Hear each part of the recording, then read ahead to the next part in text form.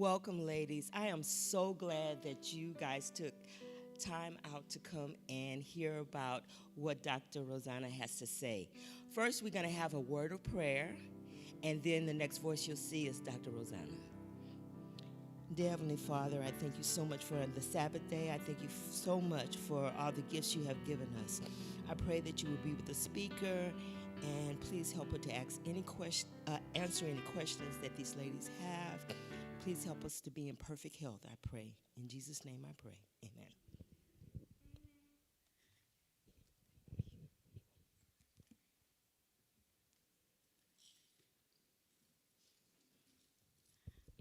Good afternoon, everyone. Do I have to to use the mic? Okay. Hi. Maybe it might be better because I like my hands free.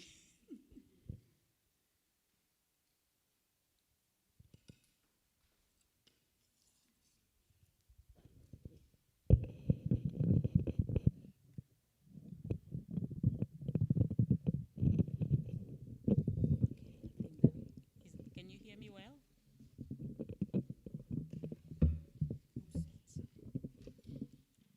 You can hear me okay? All right. So good afternoon, everyone, and happy Sabbath. How is everybody doing? All right. I just want to take some time to welcome you. We were supposed to have the presentation back in August, but we got sick, so it had to be canceled. That's why.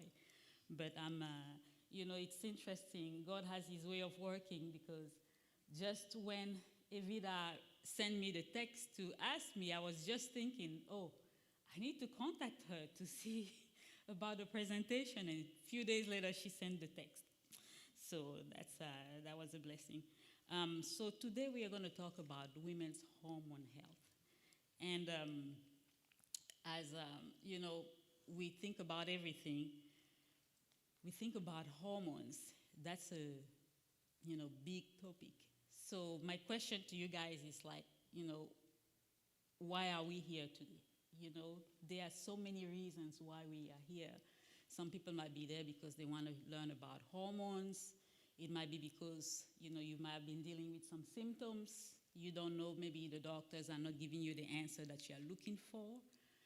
They don't quite know what's going on. And, studies have shown that women, when we are dealing with things, unfortunately, our symptoms get a lot of time ignored by doctors. They say, oh, it's just maybe you getting old. Or maybe it's in your head. You are just imagining it. I'm doing blood work. Everything is fine. There is nothing wrong with you. But it's not always the case. God gave us this wonderful machinery, and He just didn't give us this body just like that. The human body is extremely smart and extremely, I think that even now with the knowledge that we have, we don't fully understand what the human body is capable of. And the human body, provided that the human body gets the tools that it needs, it has a wonderful ability to heal itself. It just needs the support that we can give it, the tools that we can give it, so that healing can occur. So, or maybe you just want to improve your health. There are many things that we can do right now from today on to improve our health, to make things better. So for those who don't know me, my name is Dr. Marlene Rosana. I'm a nurse practitioner. I'm also a functional medicine practitioner and an essential oil coach. I'm the founder of New Path Health Institute. And just actually this month, I became one of the best-selling authors in this book called Unleash the Story Within. It's on Amazon. And that's something that I'm really proud of, just because a lot of times God bless us in so many ways, and we don't get to share that blessing with others. It's in the book, there are 19 of us, 19 healthcare professionals, from doctors, nurse practitioners, physician assistants, pharmacists, that were able to heal themselves, heal their children through functional medicine. So, what I'm going to talk about has a lot to do with functional medicine, because that's in that way that God opened up my eyes and my understanding in so many things. I had never heard of functional medicine 10 years ago, but I remember going through nursing school, and I know my interest was very great into natural things, natural healing. And I would say that over the years, God has just broadened my eyes in that light. But as the years went by, he just made it clearer and clearer to me. And what I understood, and you'd think about it, what I understood was that healing, of course, we have to go back. And healing is possible. So we'll talk about it and go from there.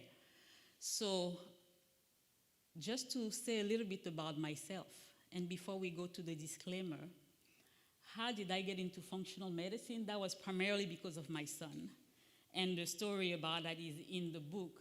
But also, while I was working on him, because he had so many health issues as far as allergies, constipation, wheezing, and just the list goes on. And the doctor, I'm a nurse practitioner. When someone comes to see me with an issue, the thing that I do is prescribe a medication. We don't go into finding out why is that this person is having constipation. Make sure you drink more water. Make sure you do this and that and that. Make sure you take more fruits, vegetables. We don't really go into that. We just say, you're having constipation? Okay, get some Miralax, get some Colace. Come back, see me in 2 weeks. We'll see what it is. If you come back in 2 weeks, it's still there. Okay, let's move on to something else. But we don't never go into addressing why is it that you're having the constipation? Is it that you can be deficient in magnesium? Is it that you're not eating enough fruits or vegetables? Is it that you're not drinking enough water? So that's what I had to do with him. And in the midst of all that, in 2016, I found out that I had prediabetes. And to me, I was like, wow, I'm doing all these things. I'm exercising. I'm doing all the right things, drinking my water. Where is this coming from? And so I'm just going to give you a little background. So with that, in 2016 happening, and thank God I was able to, go through that and reverse that. But I started looking back.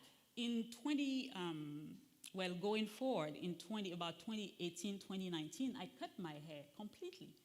I don't know if some of you remember that. I cut it completely. And one thing I noticed as my hair started growing is that my hair right in the top here wasn't growing evenly like the rest of my head. And I was like, what is this? There is something wrong. What's going on with my hormones? Because that's a sign that you have an issue. So I want to encourage you, whatever you are dealing with, whatever is a problem for you, don't ever ignore it, because one thing leads to another. And the body is just giving us signals to let us know that there is a problem, and we shouldn't ignore it, because guess what? You ignore this first sign your body is telling you. Few years later, something else is going to come on. Then another one, then something else, then something else. And before you know it, you are in big trouble, and there is nothing you can do about it. So with that happening, I started looking back. Then, I got prediabetes in 2016. Then going back, when I got married, I remember when I noticed that my hair was not growing over here. I noticed in 2009, I went to a hairdresser, and the hairdresser told me at that time, what's going on with your hair? It looks like you're losing your hair over here. And I didn't pay attention to it. I just assumed, it might be one of the products that I'm using. But that was it. And then I didn't know anything about functional medicine, so I didn't think about getting it checked or anything like that. So before that, 2007, I found out in 2006 I had fibroids. And they were fairly small. The doctor said, we are just going to monitor them. Then I was like, you know what, I need to become vegetarian. Became vegetarian. By then we were in Berrien Springs, Michigan. I wasn't married yet. Became vegetarian. And from 2006 to 2007, the fibroid grew so much. And they started giving me a lot of issues, and I had to have them removed. But when that happened, I also tried to figure out what's going on, what's the problem, why, how come it grew so fast? But I didn't, go further. It was like, okay, a lot of women have fibroid issues. What do? They just do surgeries, remove them, and life goes on, right? Thank God I was able to keep my uterus, and I had my kids. But still going back, when I was a teenager, I had a lot of PMS issues, a lot of painful menstruation. I remember my dad buying me medications for that because that first day was so horrible and very painful and passing a lot of clots and things like that. And back then, my dad probably didn't know, but that's a sign that there's a hormone issue. And then imagine then I was a teenager. Today I'm 43 years old. I was a teenager then. But then, we didn't know any better, so you just take the medication. What does medication do to us? Especially these anti-inflammatory medications, Tylenol, ibuprofen, it destroys the lining of your GI tract. We didn't know. I did that for many years. Even when I came over here, I was still taking ibuprofen to deal with my menstrual issues. Had I been over here in America, the doctor would have probably put me on hormones, on a birth control to fix that problem. But that's also another story. It's another issue. But so I still tried to look back. I also noticed that I was having some skin tags coming into my skin. I still have some of them now. But you look at it, you do a little bit more research. For those who have skin tags, it's a sign of liver issue, but it's also a sign of blood sugar issue. So imagine that was a teenager, and I didn't get prediabetes until 2016. So my point is that from the time we do these health habits, I know that when I was little, one thing that I was doing, and I just told my mom this year, was that I used to go, I don't know if any of you know Nido. It's a milk that we have back home. It's called Nido. It's a dairy, pretty much powder form. And what I used to do when I was little, I used to take it and mix it with sugar and take it pretty much every day. She didn't know about it, but I used to do it every day. But sugar is so destructive to the body. And these things, even when we have little kids like this, it's so important for us to put the right habits, to make sure that these things we eliminate. Sugar is very inflammatory to the body. And with my imagination, that's when my issue started. So I look at that with the sugar and going on with eating a lot of rice and a lot of carbs that turn into sugar in the body and things like that. You look at it, I believe that what really helped me all these years was my lifestyle. But eventually our body, again, is so resilient that the body does everything it can to manage whatever stress we are throwing at it. But eventually, there comes a point where the body says, I can't do it anymore. I need your help. You are not helping me. You are not giving me what I need to thrive.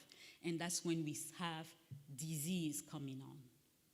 So I want each of you, if you are struggling with something, whatever it is, to look back. What have my habits been? Whether it's stress, whether it's sleep, whether it's finances, because finances can lead to trouble for us. Whether it's family, friends, jobs, whatever it is, has an impact. Everything, think about it, everything that we do affects us for the better or the worse. Every single thing, even what we think about, has an effect on our health. You might have the perfect diet, but if you are stressed, disease is going to come on. You might be exercising, doing everything that is right, drink a lot of water, but if you are not sleeping well, cancer can come on, and you are going to wonder, why? But I ate right, I was a vegetarian, I was drinking my water, I was exercising, but if you are not sleeping well, disease can come on. So the disclaimer that I want to make is that what I'm going to share with you has not been evaluated by the FDA. These products are not intended to diagnose, treat, cure, or prevent any disease. So it's just for presentation. So we're going to talk about hormones and their functions, just in general. What are hormones and what do they do for us? Hormones are extremely important chemical messengers. They affect every aspect of our overall health. You know, they are made in the endocrine system, and they work together. You cannot, if you have just one hormone that is off, that will, just think about a domino. Just one thing being off, it affects everything else. Everything in the human body is connected to everything else. So hormones affect every tissue and organ in the body. They impact everything that every function and much growth and recovery, bone health, and brain function. So what we are going to do, I'm going to have someone, I don't know if there are enough forms. Do we have the forms? So we're going to pass the forms. It's just a form like a quiz to do for hormone imbalance. And we're going to pass them out. I think it should be enough. So we're going to just pass them out. And what I want you to do, go ahead. We'll just pause a little bit and just go down the list and see if there is anything that applies to you there and just put a check mark on it. And it's just a hormone imbalance quiz.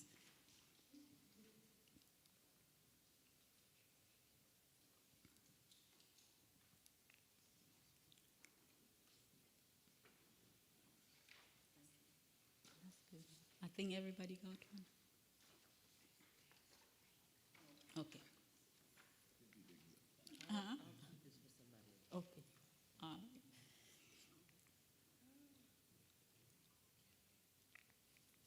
So, in dealing with hormones, we have primarily 8 major female hormones. We have estrogen, progesterone, cortisol, thyroid hormone. We have pregnenolone, testosterone is another one. We have DHEA and androstenedione. I always have a hard time pronouncing that one. So let's start with estrogen hormone. Estrogen is produced mainly in the ovaries. And for males also have estrogen, by the way. They also have these hormones. For us, it's produced in the ovaries, although the adrenal gland and fat cells also make small amounts. The hormone is known as the hormone of femininity. So we all need that hormone. And again, you know, if it's a little bit off,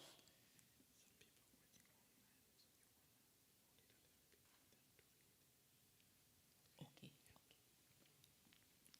So estrogen is known as the hormone of femininity because it's responsible for the physical features that we associate with being a female. And men also have this hormone, but in smaller amounts than we do. What does estrogen do? It helps regulate the cholesterol levels, the urinary tract, the heart, the blood vessels, the bones, breast, skin, hair, mucous membranes, pelvic muscles, and it plays a role in the brain health and its function as well. So you can see just estrogen itself, it has an effect on our heart. It's not separate from our heart and so many other areas. So the other hormone is progesterone. Progesterone is the keep calm and carry on hormone. We all need progesterone to be calm, to have a good sleep. We need good levels of progesterone. It has the ability to soothe the nervous system and help us sleep. It prepares the endometrium, which is the lining of the uterus, for the potential of pregnancy after ovulation. And it's what triggers the endometrial lining to thicken to house the egg, pretty much. All right? So it supports breast, cardiovascular, nervous system health. It helps maintain healthy brain function, mood regulation, ease anxiety, facilitates memory, promoting healthy sleep and relaxation. So progesterone is very important too. None of these hormones are less important than the other. They are all important hormones. Cortisol. Cortisol is the alpha hormone. It's the hormone for survival. When we are stressed, our cortisol level is high.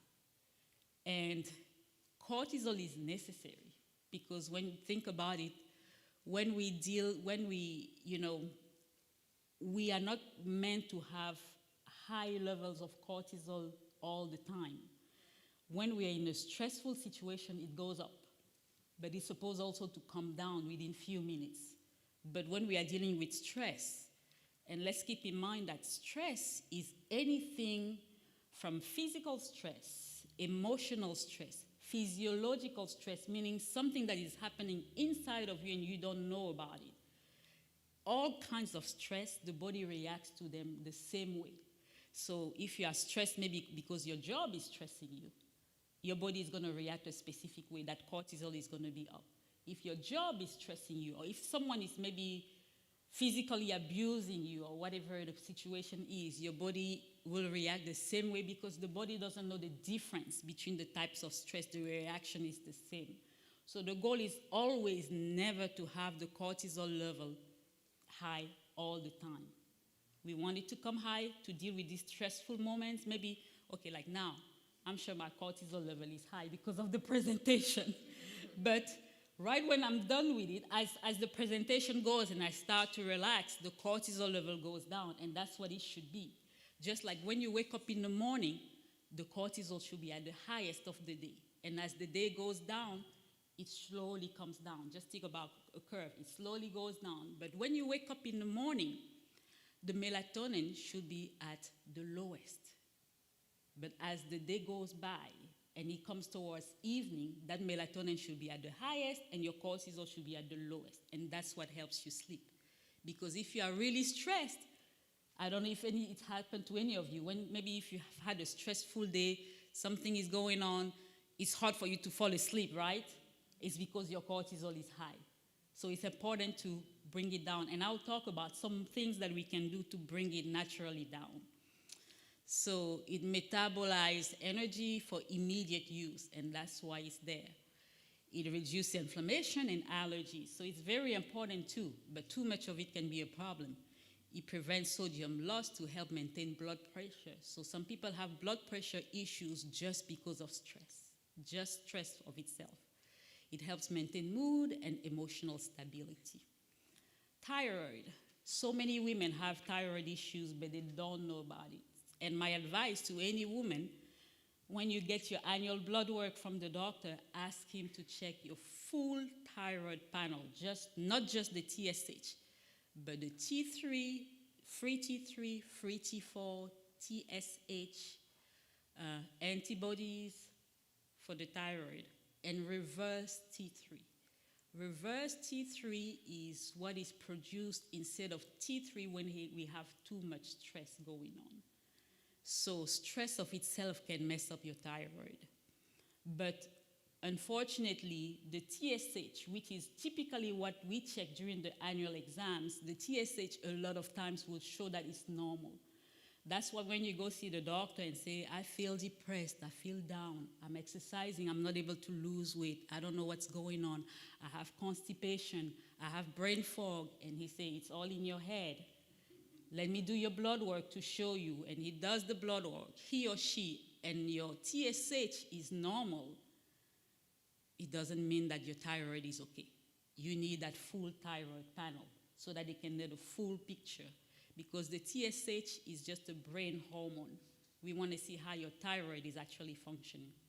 Okay? And for those, that's when food is so important. Because with the thyroid, when we have the TSH is produced, we have T4 and T3. T4 is what we have. T4 gets converted to T3. When T4 is converted to T3 and the body uses the T3, we need special vitamins and minerals for those. That's why having a diet that has many things is so important, because we need zinc, we need iron. So for women who are deficient in iron, your thyroid is going to struggle. If you are deficient in zinc, your thyroid is going to struggle. If you are deficient in B12, your thyroid is going to struggle, because we need all these magnesium. We need all these for the thyroid to function well and the conversion to go from T4 to T3. So that's something that is very important to know. So then that's why the T3 is the active form of the T4. So that conversion is important. So someone can have enough of that T4, but if you don't have the vitamins and minerals to go from that T4 to T3, your thyroid is going to struggle. So that's why having the doctor do all these will let them know. Because if your T4, when they check it, if your T4 is high, but your T3 is low, that means you're having a conversion problem. So those are things that it's important to have the doctor do that, just to make sure everything is okay. So it helps to regulate the body's metabolism, heart function, that's what helps us to lose the weight, digestion, muscle control, brain development, bone maintenance. In other words, T3 helps the body stay slender. So a lot of women that are struggling to lose weight and they are doing all the right things and nothing is happening, is because the thyroid might be affected. Sleep, so we have the pregnenolone. Very important, is the master hormone. It's a precursor from which almost all the other steroid hormones are made, which include progesterone, testosterone, estrogen, DHEA, and cortisol. So it improves the sleep quality, reduce symptoms of PMS and menopause, and improve our immune system. So we look at testosterone. Even though it's known as a male hormone, we also need it, but in smaller amounts than men do. So testosterone is just not a male hormone. Women also have this vital hormone. Although it's smaller amounts, it is key to women's overall health and well-being. When a woman's testosterone levels are low, almost everything suffers. It affects the mood, libido, energy, and accumulation of body fat, as well as it affects us mentally. This hormone is produced in small amounts in female and may drop dramatically during the monthly cycle. That's for testosterone. DHEA is a hormone that is associated with youth and fertility. Very important for us, especially that's why it's important for us to sleep well, because that's when it does a lot of the work, it's released. So sleep is very important. If you think about it, kids get a lot of sleep and they grow quick, and that's just what it is. So the body uses DHEA to make sex hormones in both male and females, which is why high levels are associated with youth and libido. Its projection peaks during the mid-20s, and after that it just starts dropping. So they call it the fountain of youth. So it also has been shown to reduce abdominal fat, improve insulin resistance, and that's why also sleep is very important, because if we are not sleeping well, that can prevent us from losing weight and can raise our cortisol. All of them kind of work together. So it also decreases the incidence of heart disease, improves libido, improves the symptoms of depression. All right, going to the next slide. Well, more isn't always better.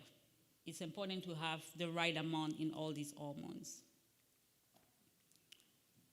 This is an important steroid as it affects estrogen, testosterone levels in the body, and 50% of the women's testosterone come from the conversion of DHEA and androstenedione in adipose tissue. And women usually, and men too, when we have extra fat, estrogen hides in the adipose tissue, in the fat cells. So when we start losing weight, especially for those, just a side note, women who are trying to lose weight, and as you are losing weight, just remember that the estrogen is going to be released and circulate in your body, and it might be too much for your body, so that's why it's important. And one of the ways to get rid of the estrogen is to have a liver that is functioning well and having bowel movements every day, because that's how estrogen leaves the body. So very important. It's released from the adrenal glands and the ovaries into the bloodstream with some help from the hypothalamus and pituitary glands. And then it's converted to testosterone and estrogen. So men and women, both men and women are highly responsive for their hormones. They must be. However, hormonal release or lack of, or altered ratios of hormone balance often encourage degrees of unwanted reactions, which can be physical, emotional, or both. So although men and women are both necessarily subject to the effects of hormone, females are more regulated and powerfully impacted due to the influence of their monthly menstrual cycles. And that's why, you know, you might notice when we going through our cycles, we have the emotions, different things, because based on the cycle and where we are in, you know, progesterone might be higher in the first part of the cycle and going down. It fluctuates, and that's why our hormones, you know, we kind of get moody and things like that during our cycles because the hormones are just fluctuating and they are all over the place. Men don't have to deal with that because they don't have a cycle. So being a woman means having a body that is designed to conceive and nurture a child. So whether that happens or not, the body still goes through the same things. It's the same for everybody. So because this relates to half of the human population, generalizations are unavoidable. And of course, every woman is different. However, it's certainly true that most or all are affected at some stage. Though the range and degree of effects may differ, almost every woman felt irrational or over-emotional at some stage. And I don't know if it's happened to you, you know, and that's just how it is. And learning and food and exercise can really affect our hormones, especially knowing what type of food to eat at whatever stage of our cycle we are in. It helps regulate those hormones during those periods a little bit better. So, but yes, so take some comfort in knowing that there is a very rational and normal explanation to your emotional high and lows. It's normal. So with us, I think that's a duplicate. So signs of hormonal imbalance: infertility or miscarriage, irregular or no period, weight gain or weight loss, depression and anxiety, fatigue, insomnia, low libido, digestive issues, hair loss, hair thinning, endometriosis, allergies, anxiety, mood swings, PCOS, fibroids or cysts, acne, skin issues, body aches, joint pain. A lot of times we don't associate any of those to hormonal issues, but they are related. Tender breast, painful periods, thyroid issues, you know, water retention, estrogen dominance. Oh, yes, so all these are signs of hormone, and there are many more. We can go a lot more into details, but you know, when you look at it, these are the main ones. So the question is, what causes these imbalances? Lack of sleep or rest, that's one of the things. High amount of stress can cause hormonal imbalance. Poor gut health, and I can tell you, we usually say disease begins in the gut. Poor gut health is probably at the top of the list. Poor diet and sugar, and toxins in the body. All those cause hormonal imbalance. So we are going to go into each of them and talk a little bit about what we can do. And this is just like, there's a lot more that can be done, but this is just like a foundation, things that we can start doing right now to help with that. So let's look at the quality of sleep.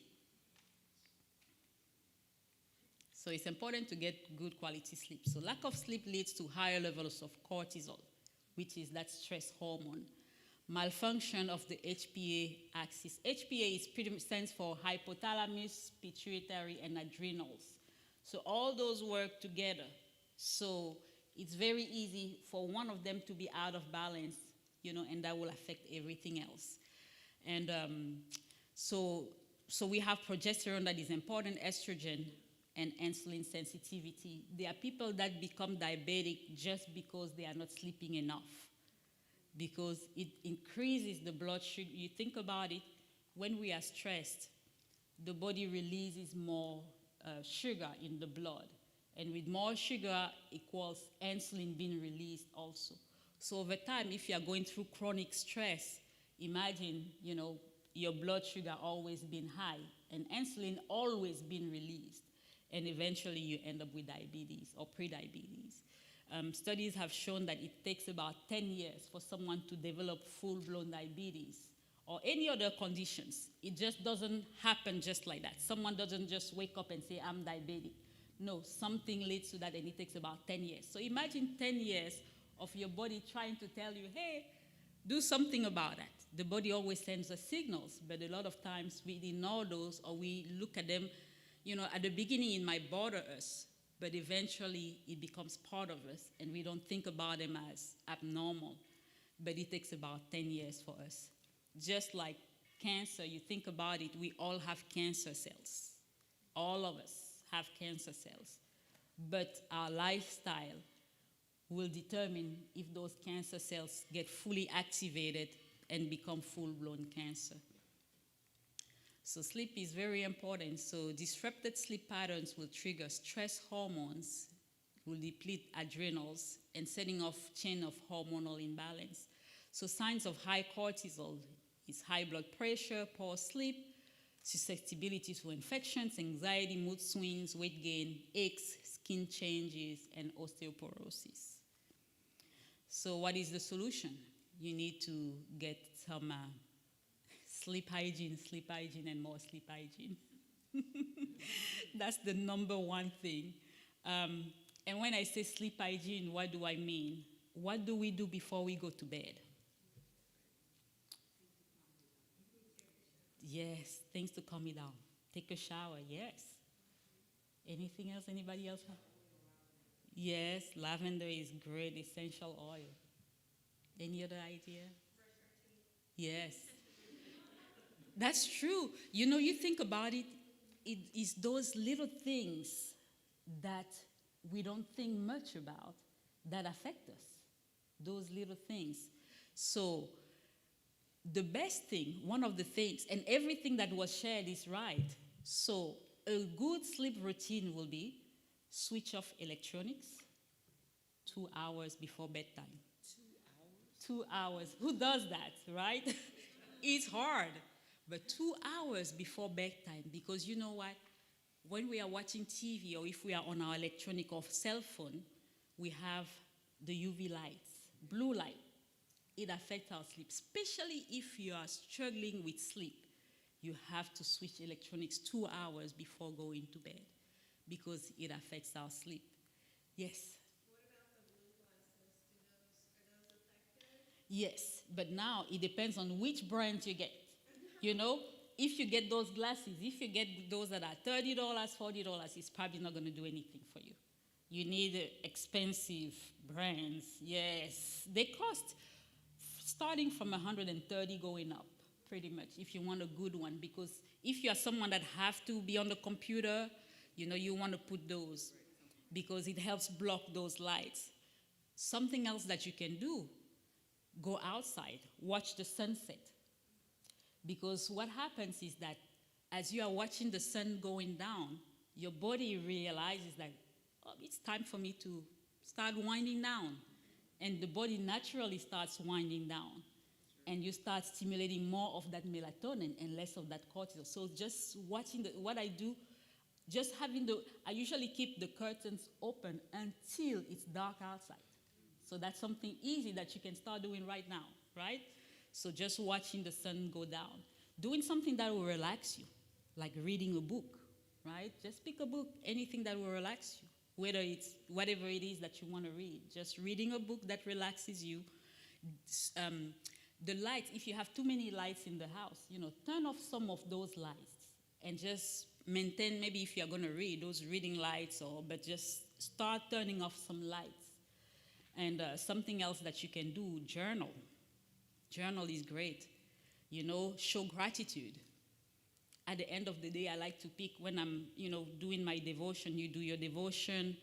You write down whatever you want to write down. Everything that I'm going through, it's good to brain dump everything, especially those things that are stressful to you. Dump them. There is something powerful about putting all that into a book that helps you kind of shut that door. Things that you have to accomplish the next day. Sometimes, we worry, especially us women, we worry about things that we are going to do the next day, right? I have to do this. Write it down. Put all that there. Because, when I wake up in the morning, I can just open that book and read what I wrote down. So just dump all that in the book, how you are feeling, whatever is stressing you, write everything down. And pick 3 things that you are grateful for every single day. Show gratitude. 3 things you are thankful for. Even if it's that someone opened the door for you, if you cannot think of anything, write down. If that you are breathing today, write it down. If you feel like nothing happened, find 3 things that you are grateful for and write it down. Yes. I know you said 2 hours before you go to bed. Now, everybody's 2 hours before bed is different. Yes. So I'm sure that's going to affect. Mm-hmm. So, and with those, a lot of people, and I tell people, those who have it hard switching off, even starting with, let's say if maybe 9 o'clock, that's when you used to do it, even doing it 30 minutes, starting slowly with just 30 minutes, an hour, moving back, right? But it's important. It's just shutting all that down. Very important, yes. And it's hard when you're living in a household with everybody else that's not on that same clock. Yes. It's so true because, especially like with these kids, they like to stay up late. Me, I mean, you can ask my husband when we got married, I used to go to bed 7, I was in bed. 7, he knew if he wanted to talk to me, he had to call before 7 because I was going to bed. That's how, that's how precious sleep was to me because I'm an early person. And usually 5, 6 o'clock I was up, but 7, if I wasn't working, I was going to bed by 7. And now, it's true, now it's kind of hard. So we have to make it to where, we say, okay, maybe let's have our devotion at this time. Everybody, let's come 8 o'clock, let's have our devotion so that I can start winding down and doing the things that I need to do and go to bed. But it's important, you think about it. Nobody is going to stand up for you like you can stand up for yourself, Amen. So you have to do those things for you. That's why sometimes with the kids, I'm like, I have to go to bed. It's my time. I'm sorry, but I have to go because you cannot give from an empty cup, right? You have to be filled up first. How can you provide for those ones? If you are empty, what are you going to give? A half mom? You think about it, it's true. But if you feel like you are full, your cup is full, right? Then you can pour so much more. There is so much more you can do. You think about it, if you're not sleeping well, the next day, how can you be effective? How can you be 100% effective? How can you have clarity of mind? So we have to learn to do it for ourselves, right? And sometimes, especially moms, we think sometimes that it's like we feel like maybe it's being selfish. No, you shouldn't have any guilt about that. Mm-mm. Sometimes I lock the bathroom door and put my water in the tub, my essential oil, Epsom salt, and lay there. Mommy, no, go away. It's my time. It's my time. It's for me, and we have to do it. You think about it, it's your health. It's your health. Nobody is going to fight for you like you can for yourself, right? Nobody will do it. So in the evening, if you can do Epsom salt baths, it's great. It relaxes your muscles. It puts you to sleep. You put some nice music. These are things that we need to get used to doing, taking care of ourselves, nurturing our bodies. So those are things, and you don't have to do all of it at once, but you can just pick the little things. Like the Epsom salt bath, I don't do it every night. I try to do it every Friday because, I'm done with work. It's Sabbath, sunset, and I just relax, listen to some nice music. If you can do it 3 times a week, twice, it's okay. Once, that's okay. Whatever you can do, whatever you can start doing. So those are things that you can do. Watching the sunset, relaxing, listening to something nice, doing something that will make you laugh. All those things improve the quality of your sleep. And of course, when you're doing all those things and nothing works, there are supplements also that you can take. Teas also that you can take, right? Holy basil is a good one. Ashwagandha is good. Magnesium, and they have magnesium oil also that people can take and rub. It helps, doing essential oils, diffusing lavender, all those ylang ylang, all those really help us to relax and have a good, great night. So Step 2 is managing stress, and it goes hand in hand with sleep. So when you think about it, how do you manage stress? What are the signs? Salt craving. Anybody crave salt? I used to crave salt, and sometimes I still do. That's a sign that you are stressed. Mood swings, weight gain. You can exercise all you want, drink all the water you want, but if you're stressed, it might, when you start exercising, the weight might come off a little bit, but you're gonna stay stuck somewhere, and it's not gonna go anywhere. Palpitations, that's a sign of stress. Gut issues, because when we are stressed, all that affects the gut also, and all that leads to nutrients deficiency. Why? I'm just going to pause and explain here a little bit. Because when we are stressed, when we typically smell food, the body naturally starts producing gastric juices, things that the body needs, like hydrochloric acid, things that the body needs to digest the food, to break the food down. When you are stressed, think about it. When you are stressed, you're in a state of fight or flight. And what shuts down? The GI system shuts down. So it doesn't matter what you are eating. You are not going to get any nutrients from that food. So if you're at work and you are stressed, someone did something and you're upset and it's time for your lunch, I would rather you not eat lunch because you are not going to get anything from that food. But what you can do, one of the things you can do before you start eating is taking some deep breaths.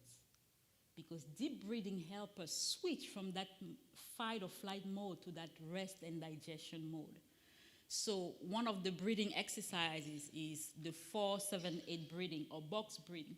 So pretty much what you do, and let's do it even now.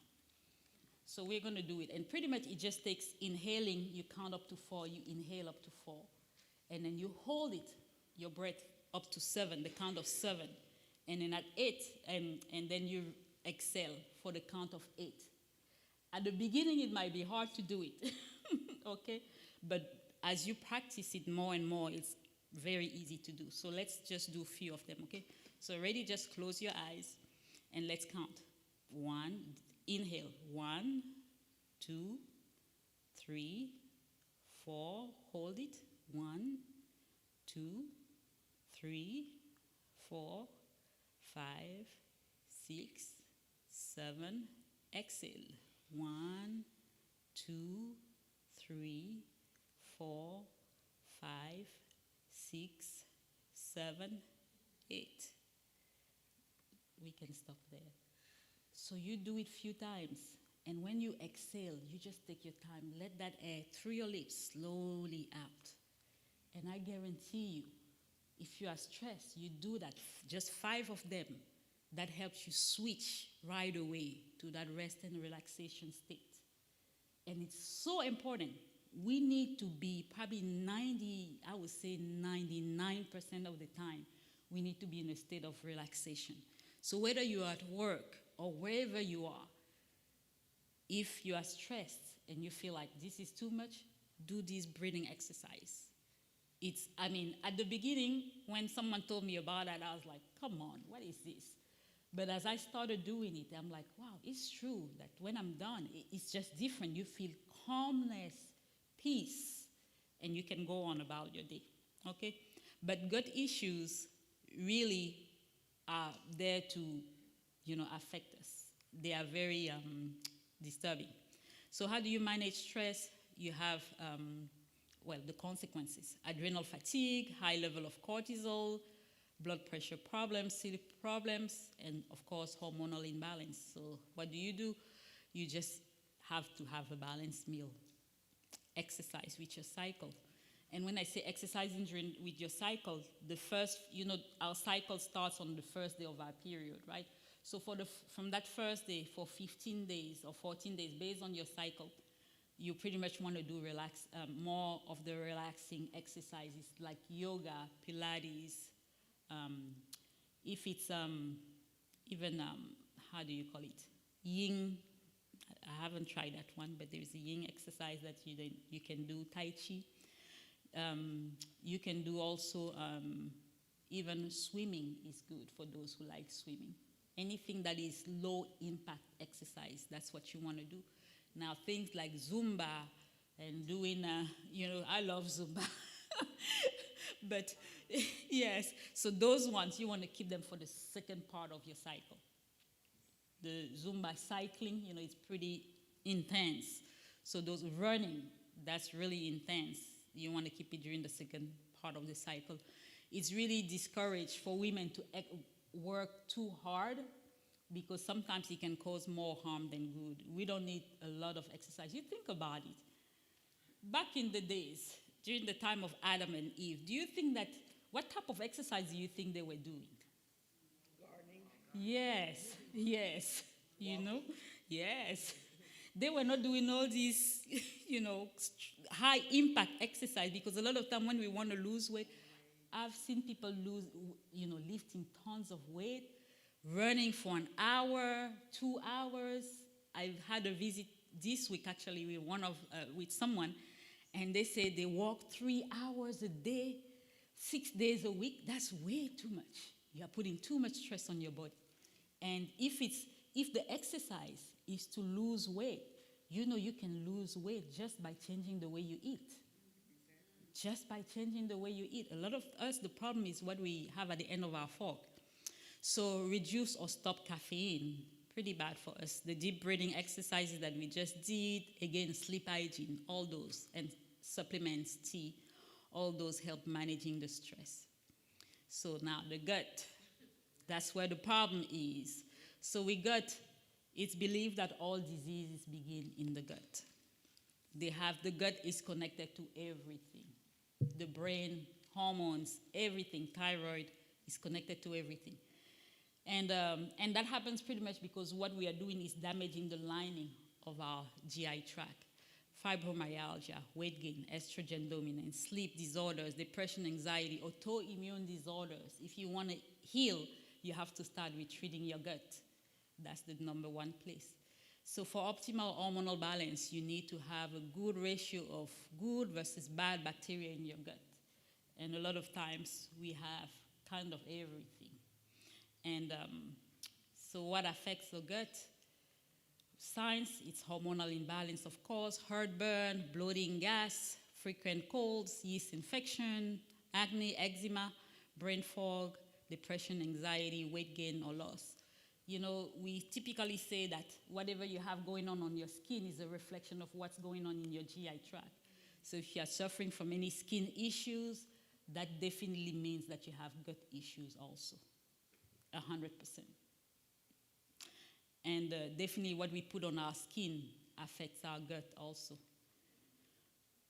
So what contributes to it? Antibiotics. We are so quick to run to antibiotics, but they're actually destroying the lining of our GI tract. Antibiotics, when I was working in the office, people will come, you will tell them you have a cold, they want an antibiotic. I remember a patient that went and complained to the doctor that I wouldn't prescribe antibiotic because they had a cold. But it's like you are having a running nose, you are coughing. Drink some water, take some tea, right? Some warm things, rest. All those things are just basic stuff that you need to do. Antibiotics destroy the lining of the GI tract. Chlorinated water. We have to make sure we drink, the right water, filtered water, or what's the name? Reverse osmosis is good, but you have to make sure that, because let's face it, water has a lot of ions and minerals in there. So we don't want to deplete ourselves of those minerals because the body still needs them. So reverse osmosis is good for if you're going to do it for a short time, but you have to make sure that you get some salt, ionic salt, I think, that they provide to replenish that water. Filtered water is the best. Water that have the chlorine is out of the water. Very important because chlorine, there are tons of studies that have shown that chlorine brings on a lot of issues, cancer and a lot of other things. What about distilled water? Distilled water is okay. It's not the best, but that's still, it's better than just the regular water. And, it's good to have at home. They recommend now having just a filtered water system in the house, filtration water system. Filtered water is the best because they removed all the chlorine and all those. I don't know if you've ever had your water tested at home. We had someone come to the house and test the water, even the water that you get from your refrigerator. It had so many unwanted chemicals in there. That's bad. And I think nowadays you can even go online and based on your city and state, you can see how your water has been rated. Water is a very big issue. Just like bottled water, I don't recommend bottled water because you think about it, even though they say the bottle is BPA free, it has BPA anyways, and it's just bad. You want to have your glass water bottle or the stainless steel water, and you get your filtered water in there. That's the best thing, just to be on the safe side. And if you can afford having a filtration system in the house, even in the shower, that's even better. But yes, poor diet and sugar, destroy the lining of the GI tract. Birth control medications do the same. Over-the-counter medications, Tylenol, ibuprofen. When Tyvon was little, that's one of the things that I believe kind of messed his GI tract. He was born C-section. When kids are born C-section, they don't get that good probiotic that they get from the mother when they are born vaginally. So already he didn't have that defense system in place. But again, very little, he started having cradle cap. And what do they do for that? Steroids. Steroids destroy again further the lining of the GI tract. We did steroid for him for so many months that he ended up being allergic to all these things because his GI system, the lining was destroyed. So, over the counter. So things like ibuprofen, Tylenol, we used to give him tons of ibuprofen and Tylenol because he was having tons of infections, fever and all that. Every month we used to go through bottles. So, yes. And processed food, toxins, all that destroys the lining. So what can we do? Well-balanced meal, remove refined sugar, white flour, cultured food. I don't know if anybody has tried cultured food. Things like sauerkraut, very good for us. And you don't need a lot of it. They sell them in store, but you can also make it yourself, right? And just a little, usually with cultured food, when you start doing that, it's good probiotic for us. It helps with the GI tract. And so prebiotic foods. Prebiotic foods are things like onions. I don't know if you cook with onions, garlic, leeks. All those are, so much of us are, limiting ourselves to the food that we eat. And that's what the problem is, yes. Kombucha has a little bit of alcohol in it. It turns into, there's some alcohol component in it. So for those who don't do alcohol, then definitely stay away. Sauerkraut is not the same. So kimchi doesn't. Kombucha does, but kimchi doesn't. It's a little bit spicy, yes. And always look at the ingredients, and it will tell you, just to be on the safe side, it will tell you if it has alcohol content in it.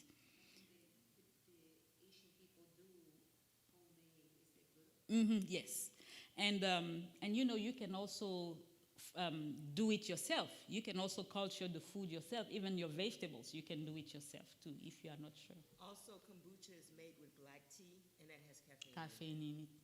So it's just looking at all there, always options. So, Talia, you have a question? How old is Tyvon? Oh.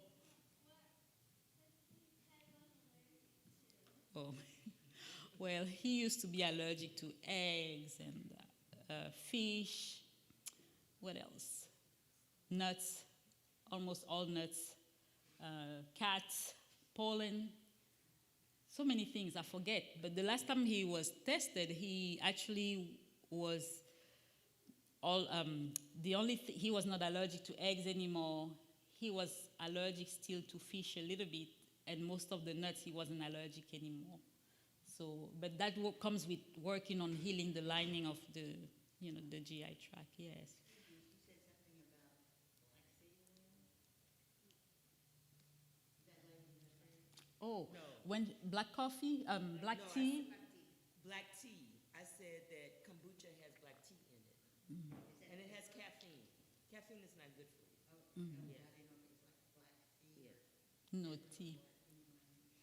And so you want to, you know, increase magnesium, B12D, selenium, and zinc. All those are good for this. And you think about it, they are important for the immune system because 2/3 of the immune system is located in our GI tract.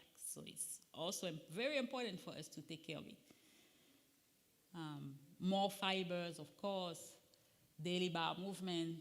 If you're having a bowel movement twice a week, that's not normal. Don't let anybody tell you it's okay. It's not. You should go every day, at least once, ideally twice a day.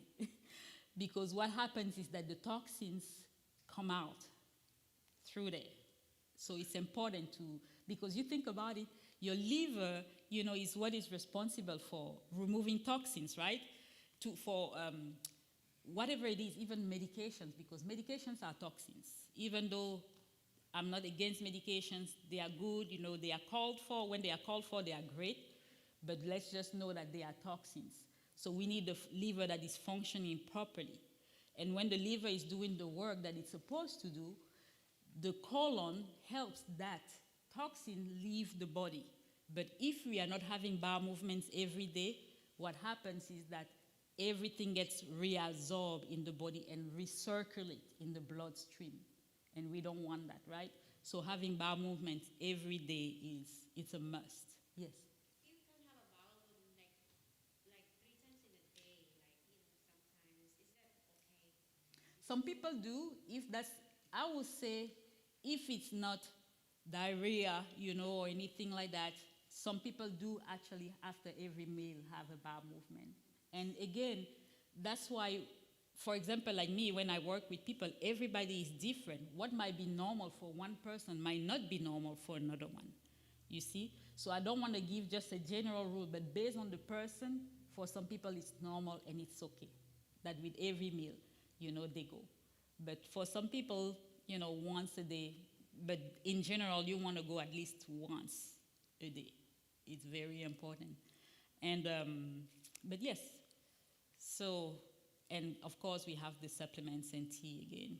So with nutrition, we want to make sure that we have a well-balanced diet. But what happens when we have poor nutrition?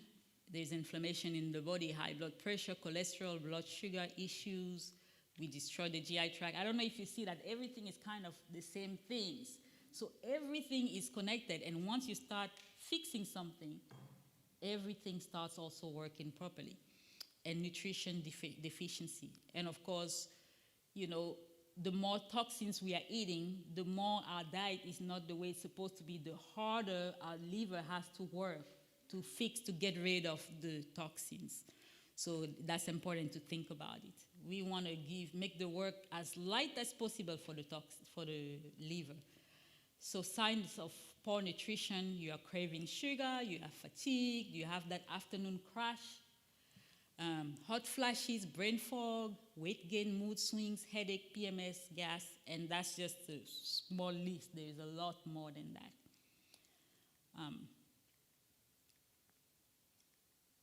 And I wanted to specifically talk about sugar because we don't think about sugar that much as being bad for us.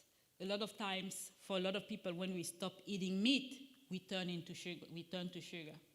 And we think it's okay, but sugar is not okay. We need to eliminate sugar from our diet and really go with the more natural ones. So it leads to high insulin and inflammation, more estrogen, testosterone, and cortisol. Reduce sex hormone binding globulin and affects the production of estrogen and progesterone. When you say the normal ones, would that be like honey or what? Honey is okay, but again, it depends on who it is. If you're diabetic, probably shouldn't have honey because actually honey has more grams of sugar content than sugar itself. So you have to be careful. It also depends on how much sugar you are taking. What about the stevia? Yes, stevia is good. Monk fruit. Monk fruit is great, yes. Yeah, is there a way that you can distinguish what's considered versus artificial sweetener versus.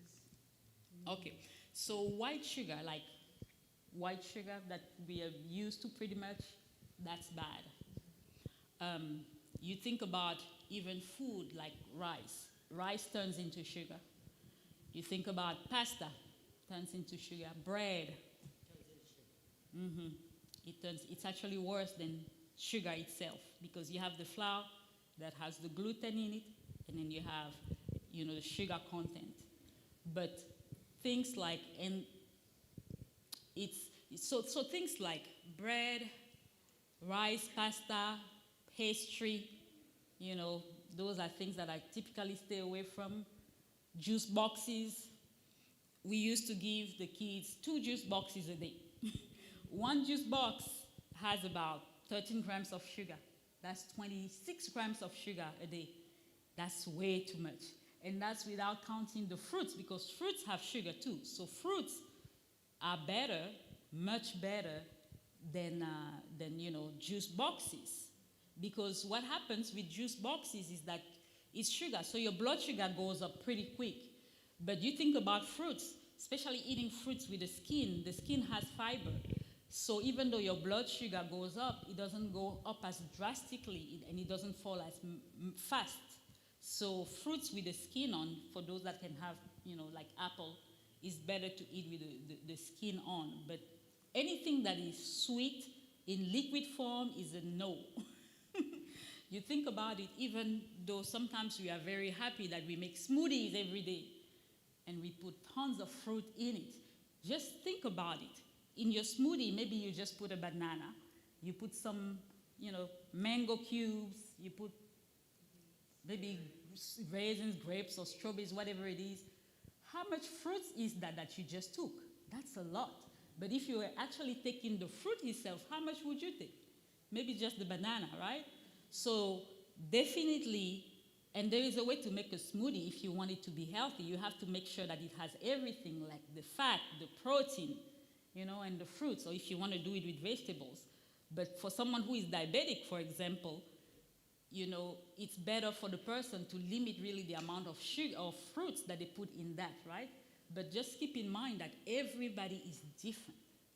So even when I talk about that, you have to take everybody as a unique person, because we are all unique. I might be diabetic, and I can eat white rice, and it doesn't affect me at all. But you might be diabetic, and you eat rice, and your blood sugar goes pretty high. So we are all different. So even with this, that's why I don't like, putting a blank statement or generalizing things, because I've heard a lot of people say, oh, we need to all go raw. Raw is not for everybody. It's not meant for everybody. Someone who has GI issues should not go raw, because raw food requires a lot more energy to break down. Someone that has GI issues should have cooked food, because it's healing, and that's what the goal is, right? So everybody is different. People who have thyroid issues should definitely not go raw, because things like broccoli is better for them to have it cooked. Even though it's so great for them, it should be cooked for them. I'm not saying they shouldn't have raw food at all, but most of their diet should be cooked food. So everybody is different. Everybody is unique. So we cannot generalize. But coming to the sweeteners, and so staying away from these things, right? Things that are okay. Monk fruit is great. I use it when I'm baking because it has more of the consistency of sugar. So I use that in baking, and it doesn't spike your blood sugar. So it's a great one. Stevia, but a lot of people don't like the taste of stevia. But stevia is also great. Coconut sugar, much better than regular sugar. Honey, raw honey is good. Manuka honey is great, but it's very expensive. What about agave? Agave, I don't recommend agave because it also causes a lot of inflammation. So for those who like pancakes, I would say maple syrup is better than the regular syrup, because maple syrup is not as sweet, but it also has some compounds that are good for the GI tract. So going for maple syrup as opposed to the regular syrup that has corn syrup there, you don't want anything with corn syrup. You want to eliminate that at all, And as a general rule, they say, if you are suffering from things like joint pain, hormone issues, high blood pressure, they usually recommend to eliminate gluten. But then again, everybody is different. But things like gluten, dairy, those are good things to kind of put aside. Corn, things like that. Nightshade vegetables, but all that comes with, which are like things like bell peppers, but all that comes with trial. Because I might suffer from joint issues again, and I'm doing fine with nightshade. But someone else might have the same issue and need to eliminate that.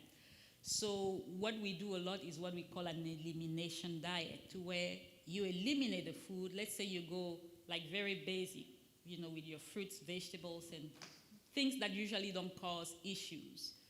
And you start and you do it for a few weeks, even 4-6 weeks, and you start reintroducing like gluten for a few days, and you see.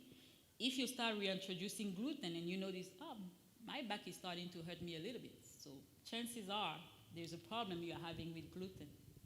So it's good to, and usually it doesn't mean you should eliminate it forever, but that also is a sign that your GI tract has a problem.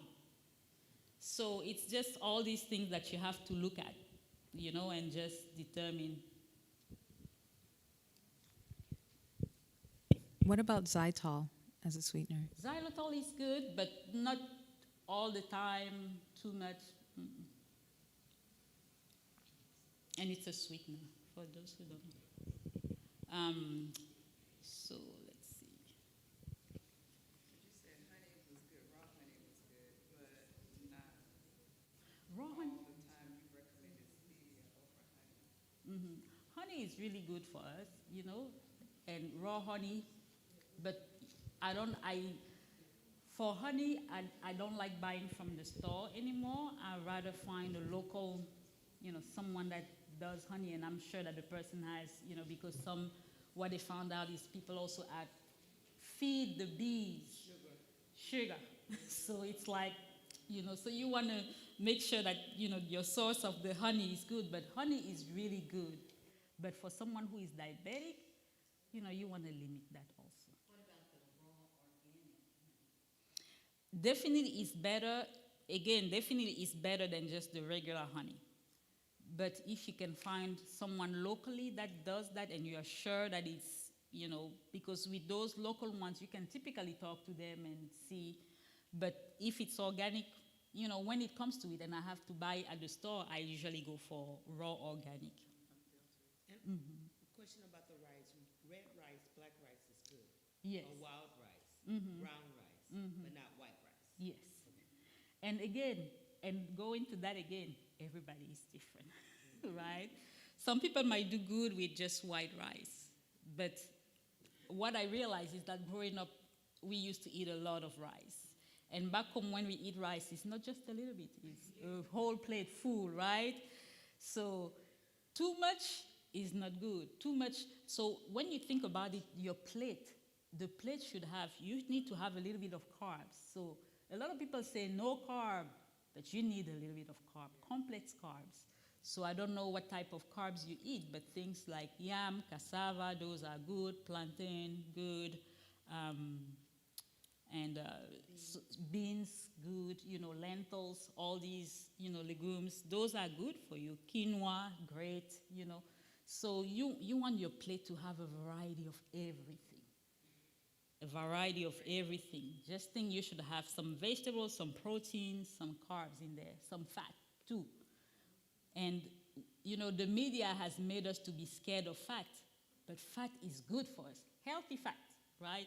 So things like avocados, nuts, seeds, we need to have those.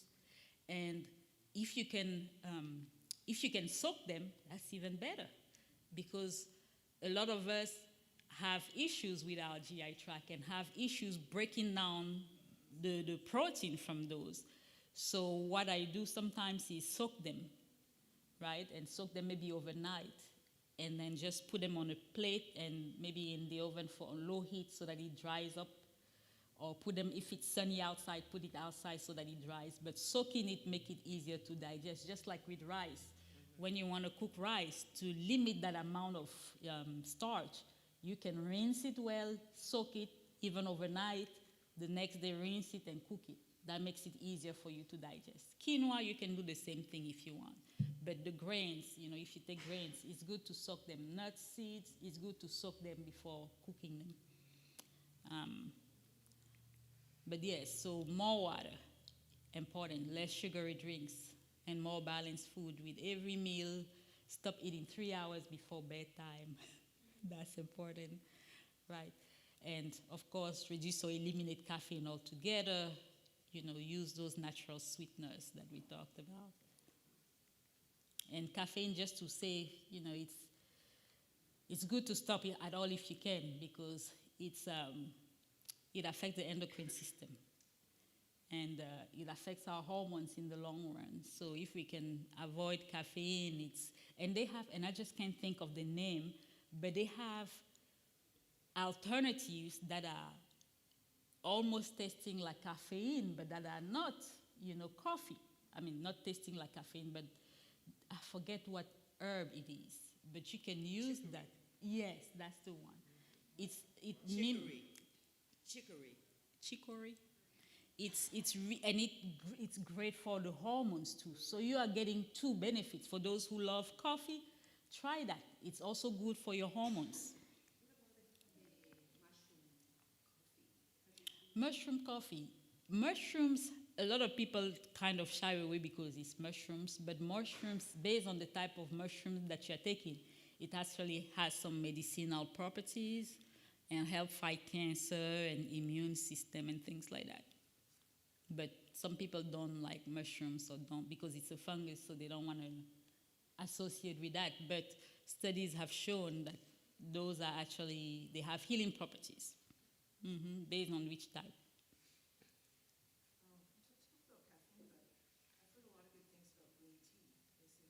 Green tea is great. What I do, I take the decaf green tea because they have that one. But it's great for hormones. They have a lot of tea. Even matcha tea is good for us. Maca tea is also good for the hormones too. For both men and women, hormone it's great. So if you want to try those, they are great.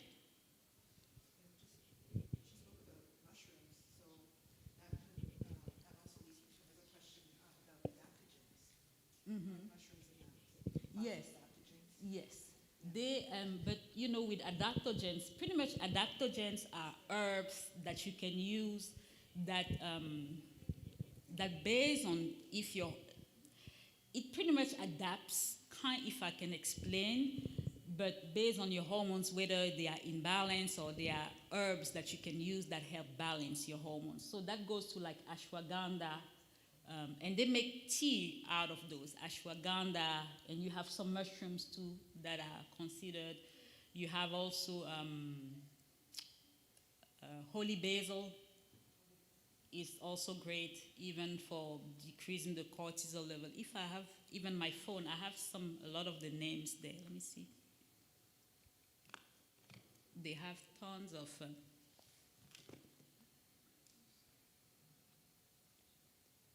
adaptogens. There are so many of them, it's hard to keep track of everything. Let's see. Okay. So rhodiola, it helps balance stress, related mental and physical fatigue, anti-aging, and it's called rhodiola, RHODIOLA.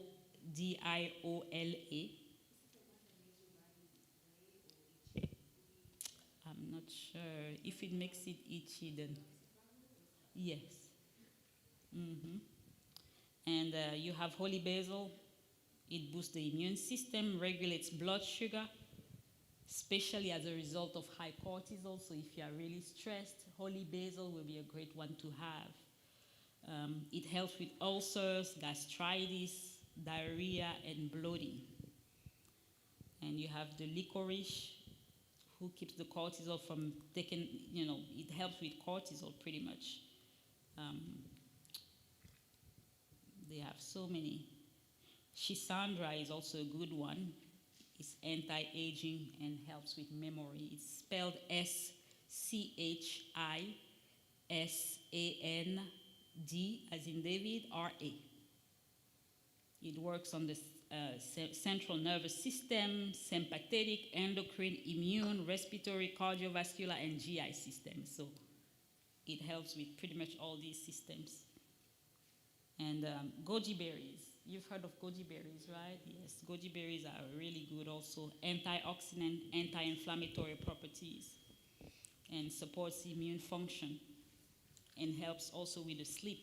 Goji berries, that's something that also people put in their smoothies to sweeten it a little bit. And of course, the mushrooms, you have shiitake mushroom, maitake mushroom, all those are for liver function, immune. So a lot of mushrooms that are considered medicinal mushrooms help also. And you want to increase your omega-3. So, definitely, one of the easiest things to do with the omega-3s, avocados are good, again, nuts, seeds, great.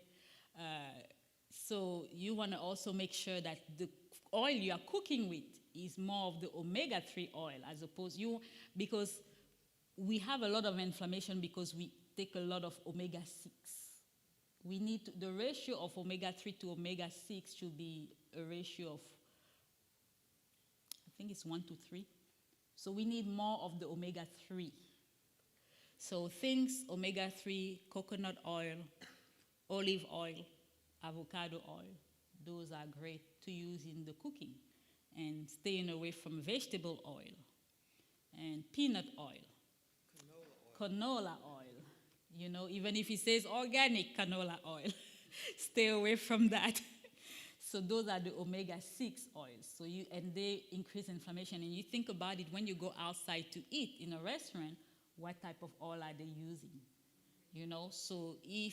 So I'm not saying don't go out to eat, but think about it. If you are going to go out to eat, you want to make sure that at home you are using the right type of oil to reduce your chances of having inflammation because based on a study that they did, they checked people, I believe it was checking those going to McDonald's and having a meal there, and they saw that the NF-kappa B was raised, and it took about 3 hours for it to come down. So your inflammation in the body, it's there for about 3 hours. So you think about it, you go in the morning, you have maybe, let's say, Dunkin' Donut, or you have a donut in the morning, or you stop at, I forget the name of the place, Starbucks, you get something over there.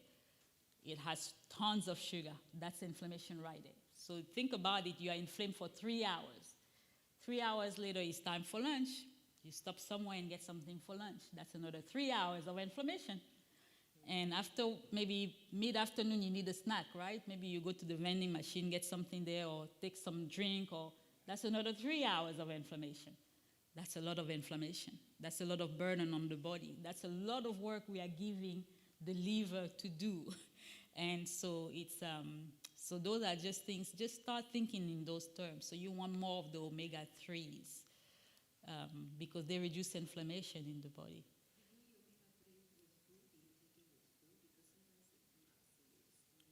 What? Oh, omega-3, like supplements? Yeah. It's best to take it with food. Mm-hmm. There are some, just like the vitamin A, the fat-soluble, water-soluble vitamins, A, D, E, K, those are good to take with food, with fat, pretty much, because they are fat-soluble. They put... Use the microphone because there are some people who are. They drizzle the oil on top of their vegetables or their Oh. pasta. Mm-hmm. So they drizzle. Yes. And I would say you can do that, especially if you are using like olive oil, because with olive oil you don't want to apply heat to use, to heat it, because it has a low smoke point. So you want to use it cold. So with something like that, you can drizzle. You can make salads with that. It's the best oil to use to make salad. Olive Also oil. flaxseed oil. Flaxseed oil is good too. Okay. But yes, if you are cooking things like avocado oil, is better to cook with, or coconut. But some people don't like the taste of the coconut oil in the food. But yeah, it's better.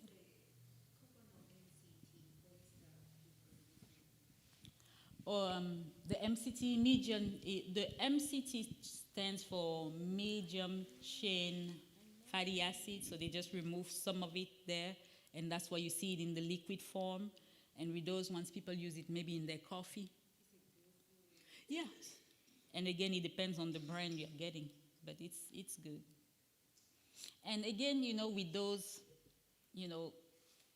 what I see is that with coconut oil, like, okay, for example, my mom, she was having cholesterol issues. We used coconut oil, and that helped. But you don't want to generalize for everybody, because again, with this, it might be appropriate for some, but not appropriate for others. But in general, coconut oil is good. Mm-hmm.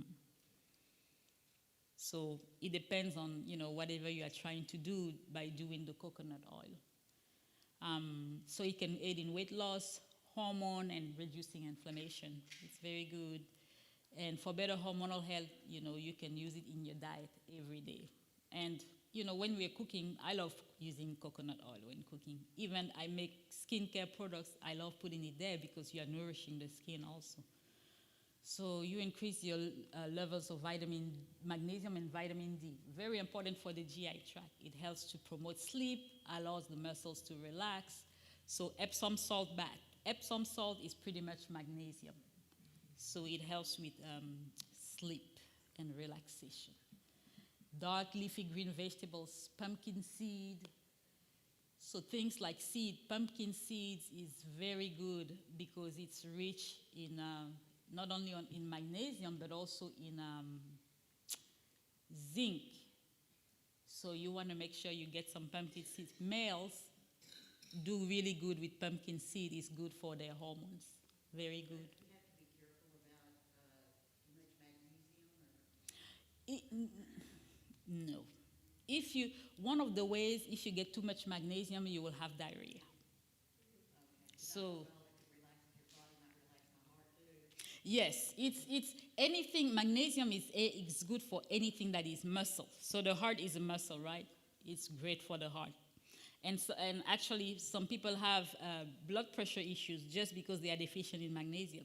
So if you know that you have issues with constipation and blood pressure, there's a big chance that you are deficient in magnesium. So sun exposure also helps with the vitamin D, right? That's the best way. Because we have to be careful with vitamin D. I know with COVID, we were told, do the magnesium, do the vitamin D, very important. But vitamin D is a hormone. So you want to make sure you don't get too much of it. There is a sweet spot for your vitamin D level. People who have autoimmune disease, it's okay for them they need to be high in their vitamin Ds, like in the 70s, 80s. But for us, probably about 60 is a good point. You don't want to go really past that because then it might cause inflammation. So for us, like I said with COVID, we went a lot vitamin D, people taking high dose. I've seen people taking 10,000, IUs a day. That's a high amount. We don't need that much. Everybody is different. So the best thing I would say is to ask your doctor to do your blood work. But if you feel like, I have to take vitamin D, they sell them in just 1,000. So that's a low, safer dose to do. But definitely checking your vitamin D is the best thing you can do because you don't want to just take supplements for the sake of taking supplements.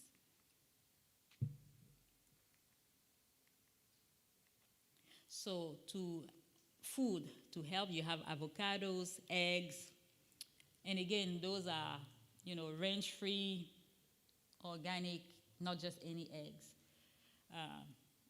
Nowadays, a lot of people, sell eggs, raise chicken and sell eggs.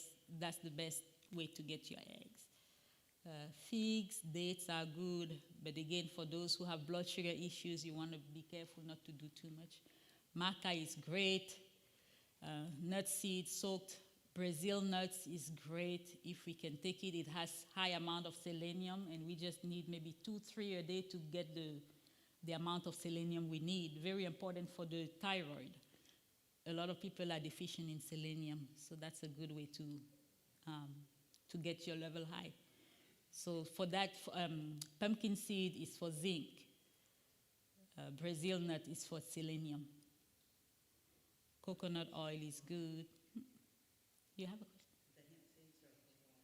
Hemp seed is good for your omegas also, but it's also good for, especially known for the omegas.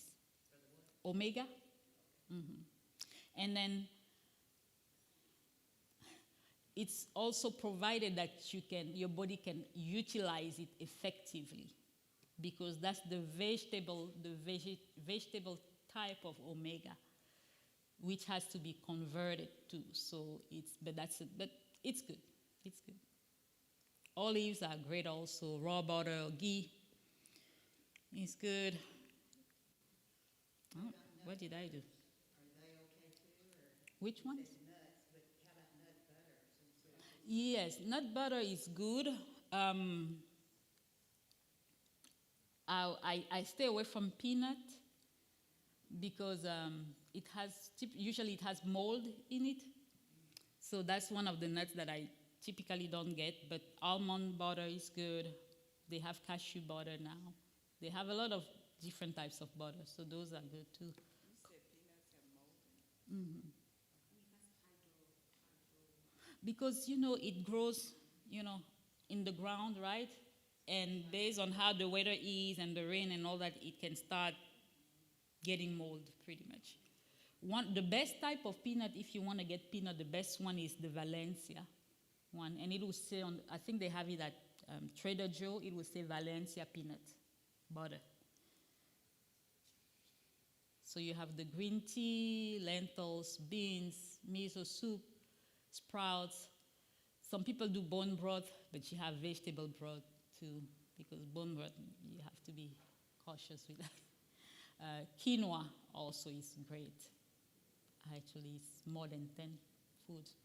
But those are those are good to include. And of course, you want to make sure that you take a lot of cruciferous vegetables, right? Like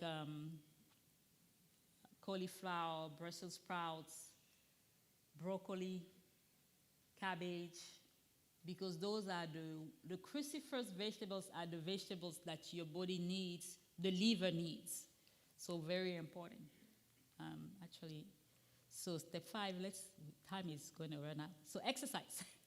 But if you have questions, go ahead and ask. So exercise. So of course you want to do for hormone imbalance, intense exercise can sometimes be the worst thing you can do for your hormones. So it's better to do low impact exercises.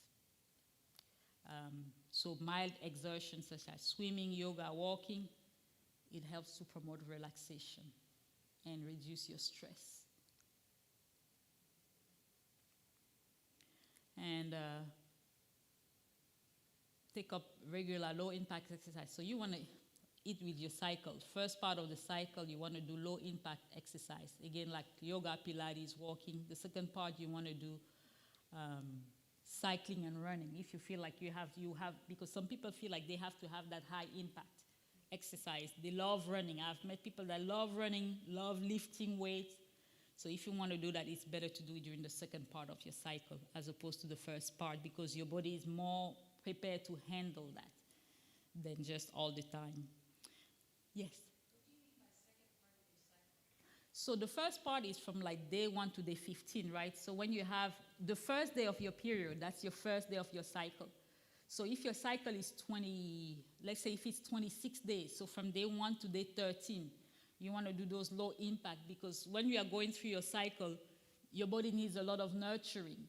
So things like you want to go low and easy. And so things like, like the walking is best, Pilates, yoga, because it's more relaxing for your body. So, but yes, so those are the ones you want to do that then. And also things like magnesium, foods that are high in magnesium and zinc and things like that, because those are all relaxing, right? Especially if you are suffering from PMS and things like that, because magnesium is, it relaxes the muscles.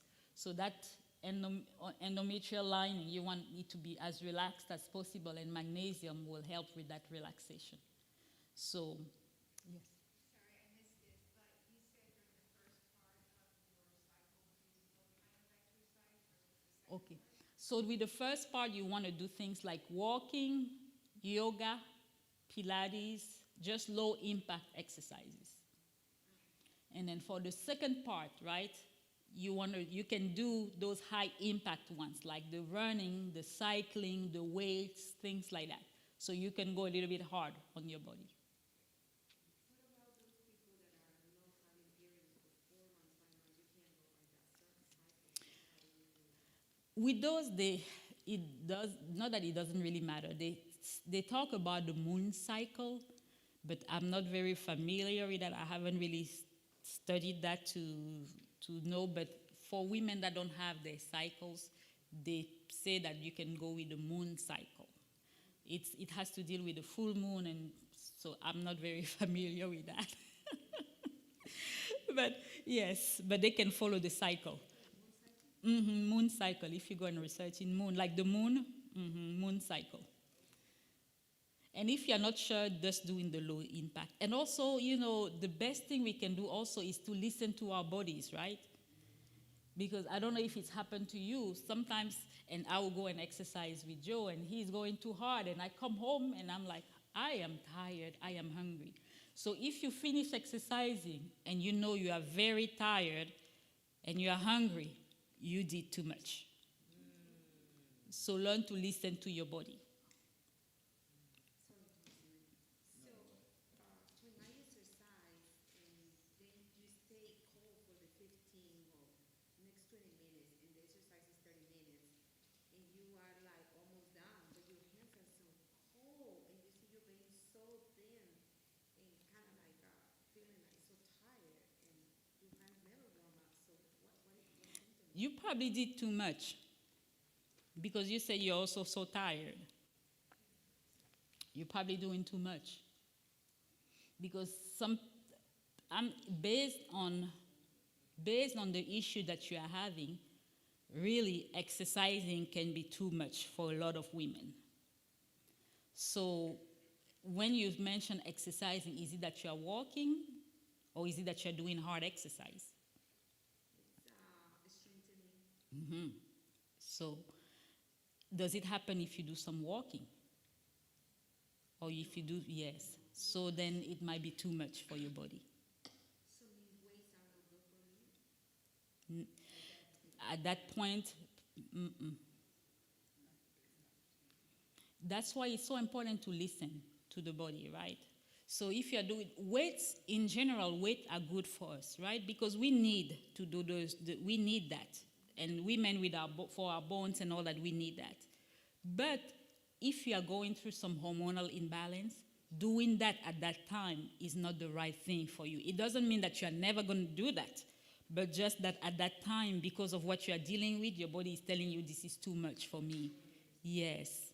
But now, what you can do, you can do your own, you can use your own body's resistance, right? Instead of using actually weights. You can use your own body resistance, and it can still be effective. Maybe try that and see if it's different. But your body is pretty much telling you it's too much. So, yeah. So just listen to the body. Just remember, guys, the body is very wise. And God has designed us that way. We need to listen to our body and follow our intuition and listen to ourselves. The body tells us all the signals. It tells us everything, but we don't pay attention to what the body is telling us. So if it's like that, then it's too much. So just try just using your own body resistance and try and see. And if you're still getting that, then your body is still telling you that it's too much. Okay. Mm-hmm. Okay. So let's just finish up. So for the liver health, all of the organs, the liver is the star. For detoxification, we have to have a liver that is functioning right. If not, that's big trouble for us. So it breaks down the chemicals into inactive and less harmful forms so that they can be safely removed from the body. And there's a whole explanation. I don't want to go into all that but just know that for your liver health, you have to make sure that you take care of that. And to reduce the toxic load, you have to eat organic as much as possible. If you can't afford to eat organic, you can Google, the Dirty Dozen, right? And the Clean 15. That's the list of the Dirty Dozen. That's the list of 12 fruits and vegetables that are loaded with toxins that you want to do organic as much as possible. So if you cannot afford to just go fully vegetarian, look for that list, and it includes things like tomatoes and I think grapes and stuff like that. Potatoes, I think it's a must that you have organic potatoes. So just look at that list and it will give you the names of all the vegetables and fruits that need to be organic. So yes, eat antibiotic and hormone-free foods because those affect your hormones. Water filtration is very important. Air purifier in the home, open your windows every day, let some fresh air, even during the cold months, even if it's just for 5 minutes. You want the air in your house to, be fresh as much as possible. So open your windows every day. Very important. So let's see. Avoid alcohol, caffeine, smoking, illegal drugs. Avoid plastic wraps, those plastic storage containers that we put in the microwave and heat, right, to eat the food. It's a no-no because the compounds in the plastic leak into the food and we are eating that. You want to swap out, chemical household cleaners, soaps, antibacterial products for all natural brands. We want to make sure that we, get rid of all that. When Tyvon started having his issues, that's why I started switching, all these products. I started making the lotion, the soap, toothpaste. I did a lot of stuff and tried a lot of things, but it's amazing. It worked. It cleared his skin and he just started improving. And then I noticed a difference with us. And so it works. So actually what I did, and I started working on making my own skincare products. I will let you guys know when the time comes, but I started working on doing that. Skin products, lotion, soap, and a lot of other things that are going to come up. But it's just what made sense at the time. Laundry detergent, I changed all that. Dish, I started making all of that myself. So you want to use chemical-free beauty and skincare products because, we use makeup and that just, has a lot of toxins and affect us. It affects our hormones. So I know you filled out, right, that questionnaire. So when you look at it, I don't know what score you got or how it is, but if you have on the box, if what you checked is 1 to 2 things that you checked, right? So you should start working on your hormonal health. It's easier to make changes now before it gets too bad, right? So if you checked off 3 to 5 boxes, so those are signs of hormonal imbalance. If you are uncertain, consult with your doctor, ask them to test you. And start having a healthier lifestyle and learn how to manage your symptoms. And if you did more than 6 boxes, those are severe signs. So you need to, again, consult your doctor and, have them test you, check your hormones, see what's going on. Have them check your thyroid hormones, sex hormones, and see if, what they can do for you. So this quiz is not intended to diagnose, right? The intent is to just raise awareness of hormonal imbalance so that you can be empowered and you can go from there. So what am I doing? Do we have the little card? So we are gonna pass out just the little card. I don't know if we passed it. Just the little card.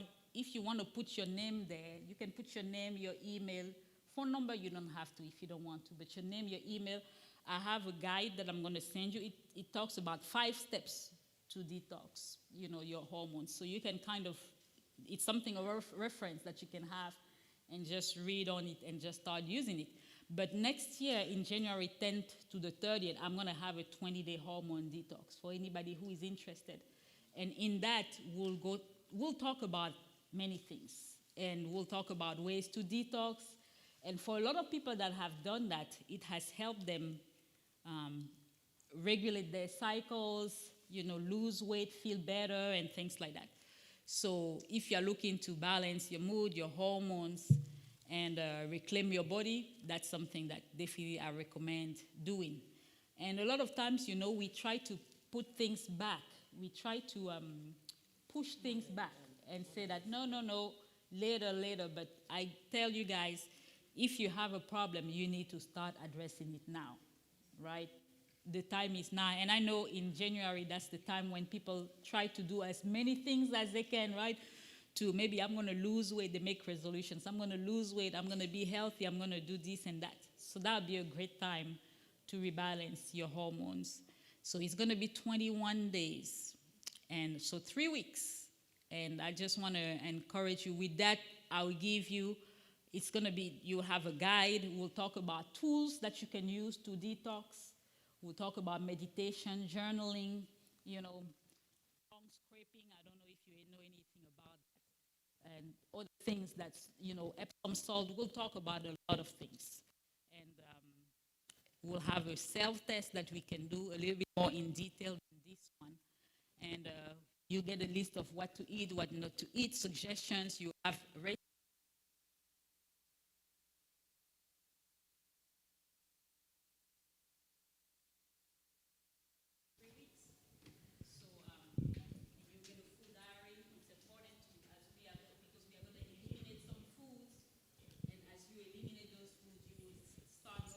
difference, and you will know, and the goal is for you to know what is affecting you.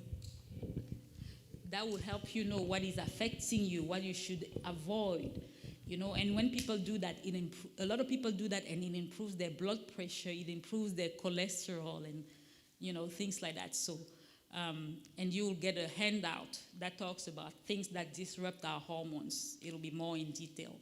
You will get information about what blocks us from balancing our hormones. And for those who are on Facebook, there will be a group, but if you can, we can do it on Zoom also. That will work. And then at the end, everybody that will come into that, the person will get 30 minutes where we'll talk after the 21 days, right? Because what happens is that this detox is just focusing on food and lifestyle, right? So after that 21 days, because don't forget it takes 21 days to create a new habit, right? So after that 21 days, if you still feel like, man, I still feel like I'm just not where I should be, so definitely I will encourage you at the end of the 21 days, we set up some 30 minutes, we talk about it, and I tell you, okay, what can you do next? Because for some people, food is enough, and changing the lifestyle is enough to resolve the issues they are having. But if after the 21 days you feel like your issues are not resolved, then it's time to go to Plan B. And Plan B might involve actually doing some testing to know exactly, okay, what is the problem? Am I deficient in something? Or how are my hormones? Is my estrogen where it should be? Because there are tests that we can do that will actually check your breast cancer risk. Are you at risk for breast cancer? Because estrogen plays a role in breast cancer, right? So there are tests that are more in-depth that can be done to look at your breast cancer risk, that can look at your estrogen. It will let us know if your liver is functioning the way it should function, if you are removing the toxins, because sometimes everything can be okay, but it's just that your liver is not removing toxins like it should. But with the 21 days, it actually helps with the liver. So it should help, unclog the liver if there is an issue with that. So it kind of looks at everything and improves the blood sugar, the liver. For those who are trying to lose weight, they will lose weight with that. So with the little card, I will just keep you updated. I will have your email, so make sure you write it in a way I can read it. So that's important. So I will just add you to my list, and I will just keep you informed of the date and things like that. And then we'll go from there. Okay? Does anybody has any questions? That's it, right? You have a question? Yes. Oh, chocolate. Chocolate. What is there to say about chocolate? Okay, chocolate is bad, right? But in chocolate, there is cacao, right? It's pretty much made of cacao. Cacao will be good, but it's just that it has caffeine in it. So for those who do caffeine and who want to choose to take cacao, then it has a lot of antioxidants. It's great if it wasn't for the caffeine in it. So if anybody chooses to do that, I would say not to do it every day. But actually going to the store and buying just the regular chocolate, nah, too much sugar, too much of stuff. But cacao powder itself, if you choose to, it's great. And for women, actually, that's sometimes a sign that they have the deficiency in magnesium, right? Because it has a lot of magnesium. And if you notice, especially when do we crave chocolate? Who knows? Usually at the beginning, yes? You said it. Yes. Yes. Is there anything you recommend for menstrual cramps? Either, using your heating pad or anything you can take besides Tylenol or ibuprofen?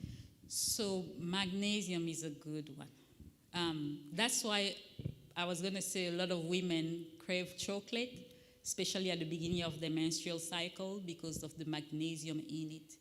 And magnesium is very soothing. So magnesium helps to relax that muscle, right? Because when we get the cramps, it's because the muscle is contracting.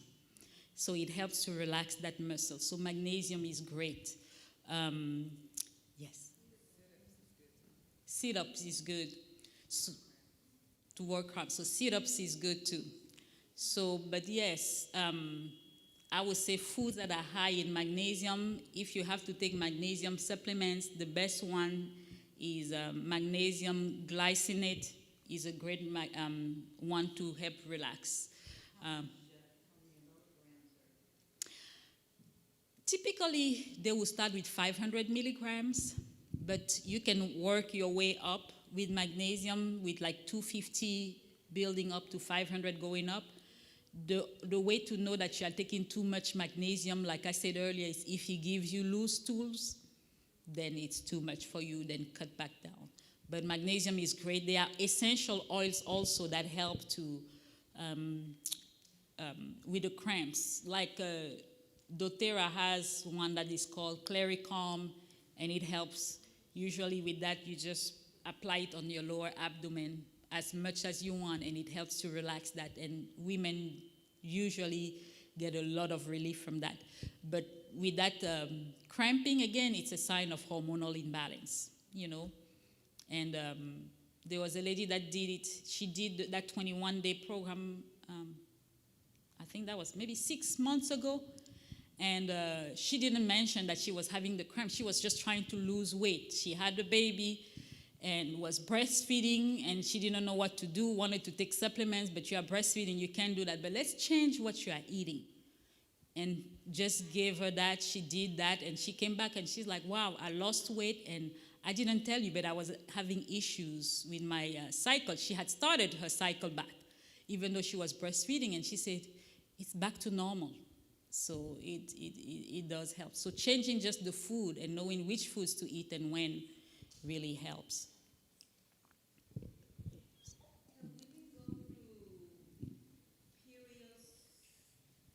Even when the hormones are really low, Can they still have their period? even when the hormones are very low? Mhm. What is producing the period when the hormones are very low? Well, it depends on what low is low, because you have to understand also that with estrogen, progesterone, even if your estrogen level is, even if you're having hormonal imbalance and the estrogen is, if you feel like it's low, is it lower than the progesterone? You have to look at so many things, because when they work together, the cycle happens, right? But also, you have women that have hormonal imbalance and they have their cycle that is, they don't have any cycle. You have some that have periods for 3 weeks, a month, and you have some that have just like maybe just drops or whatever. So everybody is different. Everybody, again, it comes to that. And testing your hormones is really how you would know, because we cannot always just generalize like that and just getting a true picture of how your hormones are, because sometimes women have estrogen dominance where the estrogen is higher than the progesterone, but it can still be that the estrogen is low. I don't know if it makes sense what I'm saying, because you might be low in everything, right? But your estrogen might still be higher than the progesterone, even though it's low, but the level is still higher, and you're still having estrogen dominance just because that estrogen is higher than the progesterone, even though both of them are on the lower side. Is the estrogen the immediate periods, or is a combination of both of them? It's when the shedding, when you have the shedding of the the shedding of the lining of the uterus, that's when the period happens. But you need the hormones to work together for that shedding to happen. That's why you have, yes? Well, I have a question, it's not her question, but basically, I was wondering, you could take two women, okay, and one of them would end up having so much bleeding and everything that they have to have a hysterectomy. The other one goes through it without any problem. So what is the difference there? That why would one woman have so much bleeding? Yeah, that she had to have a hysterectomy, and then the other one, she just went through her change easily without one. Again, everybody is different. But You what know, caused the, her the, the main thing is testing to know, because everybody is different. Sometimes women also having that are deficient in iron, that are anemic, can have also, one of the signs of it too is having periods that last for weeks. Mm-hmm. So it can be just different things. So the best thing is they always tell us, test, don't guess, because we cannot just guess and suppose that, oh, it might be this or that. To know the true answer, testing has to be done, because everybody is different, like you said. So this is the last question. At what age does a woman normally stop having? I know it's Ooh. based, but at what age, Normally, like hitting into menopause. So usually it starts around the age of 55, going to 65. Usually when they hit menopause, of course they have the perimenopause, but a lot of women in perimenopause already experience that when they don't have. But normally it should be during menopause, which is around 55, 60 years of age going up. But now a lot more women are not having it way earlier, because there's just too much going on, too much, the diet, lifestyle, and all that. So now we find women getting into menopause way earlier than that. You. We have an online question about it, olive leaf tea being good for diabetics. Which one? Olive leaf tea being good for diabetics. That's a good question. I'm not sure. But I know it's good for the immune system, but I'm not sure about, diabetes. I'm not sure. But I mean, I can check, but I'm not sure. I know immune health is great for immune health. And I'm thinking it's olive, come from, olive leaf, then I'm thinking omega-3s, inflammation, good for diabetes. But again, I can't tell 100% that it is. But based on my thinking, I would say yes, but I can check. Oh, we have. All right. I'm the one who bought these cards, and I said, you enter to win, right?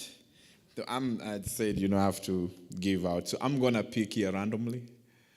Please praise yours. I'm not looking, so don't think I'm looking. Let me see which one. Okay. I'm picking 3. Which one? Okay. And then this one. Okay. All right. So the first one, and you can say what that oil is. You deal with those one. Yanitza. For So this, I make essential oil blends. So this one is an immunity blend for an adult. So if you feel sick, under the weather, you can just rub it, on your spine, the bottom of your feet. says lavender soap here. So let's see who's gonna be here. Isabel. Who is Isabel? She just left. Okay. We're gonna pick. So the soap will stay there. Then which oil is this? Oh, this one is sweet orange. It's a body oil that is infused with calendula. Calendula is good for skin health, and it's great moisturizer. So when you finish showering, you just, you can put it on your body. It absorbs. It's all organic. It's very good for the body. All right, let's see who gets that. Dorothy. Okay. So let me pick one more for those who are in there. Okay. And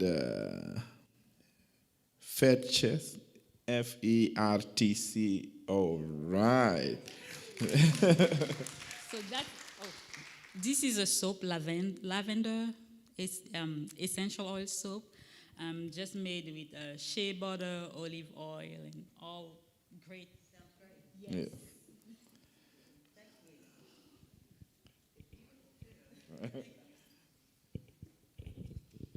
Ladies, I want to thank you all for coming out. Our next seminar is going to be in January, and I don't have the exact title of it, but go to Richardson's Facebook page, and we'll be posting what's going on. And I have mostly everybody's email address, and also the ones that are attending the church. We will have it on our website as well. And if you want to get in touch with Dr. Rosana, make sure that you sign up for her newsletter, and you can also contact her. Thank you again for coming. And thank you, Dr. Rosana, for all that you do. Thank you. It was my pleasure. I hope I answered all the questions. I don't think I put my contact information. If anybody needs to contact, my phone number is 269-861-4984. And if you need to send me an email, it's marlene@marlenenandarosana.com. So marlene@marlenenandarosana.com. Spell it. Oh, Marlene, MARLENE @marlenenandarosana. You see it on the .com.